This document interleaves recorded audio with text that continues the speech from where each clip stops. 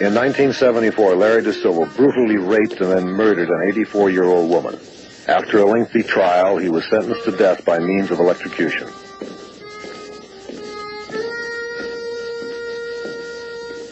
Because of the general outcry against the inhumane method of hanging, the electric chair was the next step in the development of capital punishment.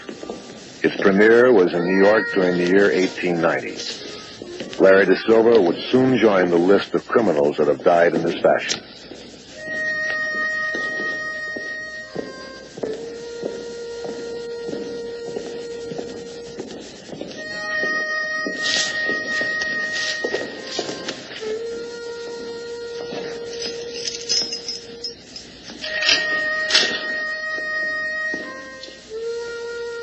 It's time. He replied, "It is brought down to 1,000 volts after a few seconds. By this point, the man is unconscious, and the whole process is repeated as many times as necessary until the prisoner is proclaimed dead by the physician on duty."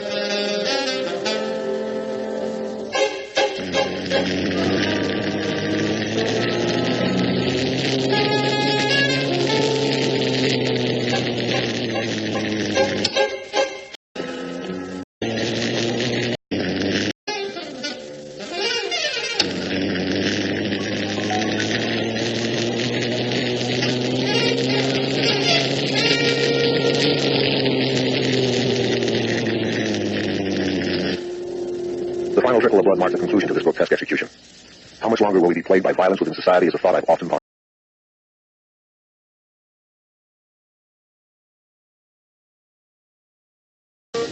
In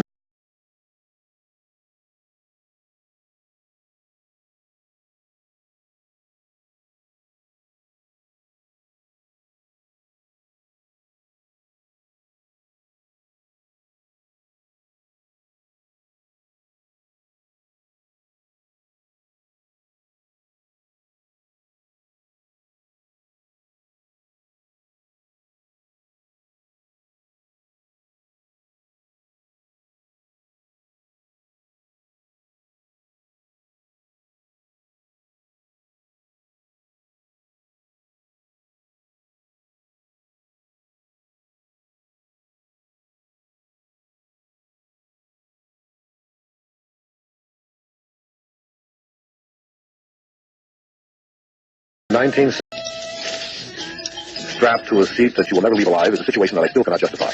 A man on death row is in a continuous battle with time and bureaucracy. When both fall into the proper alignment,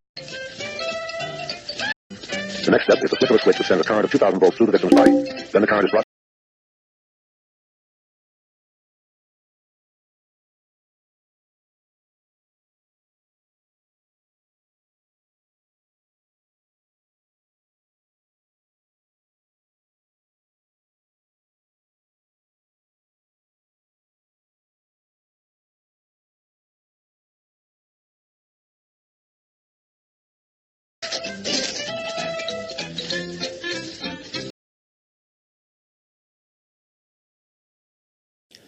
Tờ Giang Linbo hôm qua của Hàn Quốc đưa tin Triều Tiên đã tử hình công khai 80 người vì tội xem phim truyền hình Hàn Quốc. Theo tờ báo này, vụ tử hình diễn ra vào ngày 3 tháng 11 tại 7 thành phố của Triều Tiên. Tại Wonsan, các nhà chức trách triệu tập 10.000 người vào một sân vận động để chứng kiến vụ tử hình 8 trong số 80 người này. Đa số tử tù bị buộc tội xem phim truyền hình Hàn Quốc bất hợp pháp, số khác bị kết tội mua bán dâm. Tuy nhiên, trang web tin tức có trụ sở tại Seoul, Hàn Quốc là Daily NK, chuyên trang về tin tức Triều Tiên cho biết họ không nhận được thông tin nào về vụ tử hình này. Xem truyền hình hoặc phim nước ngoài không kiểm duyệt, đặc biệt là phim của Hàn Quốc, là một hành vi phạm tội nghiêm trọng ở Triều Tiên.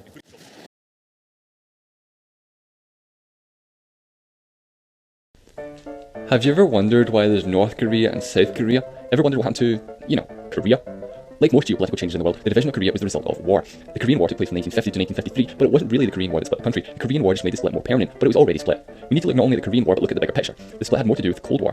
The Cold War is interesting, and it wasn't so much a war in the traditional sense, but it was already split. We need to look not only at the Korean War, but look at the bigger picture. The split had more to do with the Cold War. The Cold War is interesting, and it wasn't so much a war in the traditional sense. The Cold War was effectively a war of wars. The Cold War was primarily between the United States and the Soviet Union, but in a more broad sense, it was effectively an ideological war between capitalism and communism. The US and the USSR never actually fought each other in direct battle, but instead fought each other indirectly through proxy wars. One example would be the Vietnam War. The United States, who were helping South Vietnam, were at war with communist North Vietnam, while the Soviets provided them with tanks, aircraft and weapons, as well as billions of dollars in funding. Another example would be the Soviet war in Afghanistan. The Soviets fought with the communist Afghan government, while the United States gave $3 billion in funding to the Mujahideen to fight in the civil war. However, this turned out to be a horrible decision for the US, as one of the leaders of the Mujahideen turned out to be one Osama bin Laden, who later went on to form Al-Qaeda, who later went on to declare war on the United States. So in a roundabout way, the US effectively funded terrorism against themselves. But back to Korea. The Korean War is effectively another one of these proxy wars as part of the Cold War. But the split Korea happened even before the Cold War. The country was actually split at the end of World War II. If you see my first video, I talked about how Japan surrendered in World War II and had to give up land that they had acquired via force by signing the Potsdam Declaration, which included Taiwan. As well as Taiwan though, Japan also had control of the entire Korean peninsula, which the Japanese Empire had annexed in 1910 from the Korean Empire. The Japanese ruled Korea for 35 years before their surrender. But this is different from the situation with Taiwan. Taiwan's an island which made up a tiny amount of the Republic of China's land, so it's simply a case of handing sovereignty over to China. But with Korea, Japan took all of their land, so the Korean Empire had effectively been wiped off the map. Therefore, by order of the United Nations, Korea was to be temporarily split at the 38th parallel. Soviet Union was controlled the north while the United States controlled the south, with a plan to unite the country in time. It's important to note that at this point, the US and the USSR were allies at this time, although they didn't exactly trust each other. The United Nations scheduled elections in both parts of Korea. They were to be fair and democratic. In the south, Simon Rhee was elected and the Republic of Korea was established, taking control over from the US military. However, in the north, the Soviet Union refused to hold free elections and a communist state was established with Kim Il-sung as the leader of the country, grandfather of the current North Korean leader Kim Jong-un. By 1949, all US and Soviet forces had withdrawn from Korea. The Soviets and Communist China had significantly armed the North Koreans with weapons and funding. The US, on the other hand, they weren't quite so generous with South Koreans and refused to even give them any tanks, leaving them seriously ill-equipped for a war. And war is exactly what happened. In 1950, under the direction of Soviet leader Joseph Stalin, North Korea crossed the 38th parallel and invaded South Korea. Stalin didn't expect the US to get involved since he had already withdrawn all of their troops and they didn't intervene in the victory of Communist China and the Chinese Civil War in the previous year. However, the UN Security Council unanimously voted to intervene in Korea. Ironically though, the Soviet Union was part of the UN Security Council's Big Five and had veto power. Unfortunately for them, they weren't there to veto the resolution.